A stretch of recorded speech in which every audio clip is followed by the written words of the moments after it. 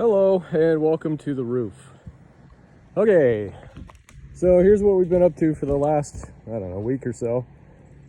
We decided that we needed to replace the roof before it started raining this year. So originally it appeared that the roof had, maybe 5, 7, 10 years at the most left in it. The shingles actually were in pretty good shape.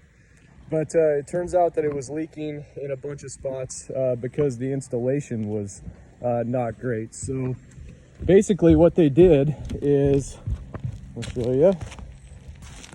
Actually, I got rid of most of the bad spots, but basically what they did is they nailed these in a lot of spots. They nailed it a little bit too low. So like you can see, this nail head right here is a little bit rusted out because it's nailed a little bit low and the shingle above it doesn't fully cover it. And so when the water comes down, it actually kind of just curls underneath just a little bit and then finds that nail and then starts leaking. So basically the shingles were in good enough shape to last for a few more years, but the installation was no good. So we decided that we're just going to go ahead and replace it this year. The other part of our decision was we took the chimney out. I don't know if you remember this big chimney here, but we ended up taking that out. I wish I would have recorded it because ended up just putting a cable around it and then walking the excavator way out there and then just pulling it over, and the whole thing just came toppling down. It was pretty fun, but I didn't record it. I don't know why, so sorry you missed that action. But anyway, I'm gonna have some framing to do here to redo this soffit, and you can see there's like some rotten wood and stuff. I don't know if you can see that, get a better shot, but rotten wood there that I have to replace, and the sheeting's gonna have to be replaced. And then also, it looks like there was an old chimney that used to go through the roof right here, and they took that out and then tried to kind of patch up the roof the best they can, but they ended up using 3/4 inch plywood instead of 1/2 inch, and you can see that there was some water issues. It was leaking, and they've got the seams lined up, which you're not supposed to do. You always want to stagger the seams when you're sheeting a roof or a wall.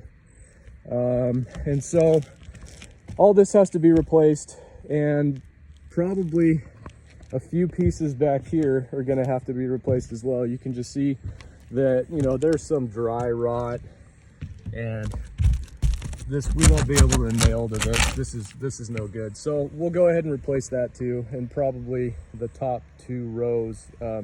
You can see the white that's on that piece of plywood right there. That's a little bit of dry rot, as well as there were some leaks, and it's just a little bit rotted out for moisture as well. So, but as we move a little bit lower, it looks like it's getting to be pretty solid, so we won't really have to replace that much.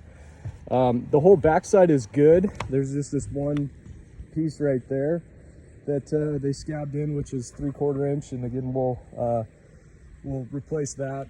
And then there was one other piece way down at the bottom that had some rot on the edge of it, so we'll replace that as well. But the rest of the backside looks great. So that's what we're doing. Oh, the other thing I was going to show you is, this is kind of what we're finding underneath. We had the course of the 30-year shingles.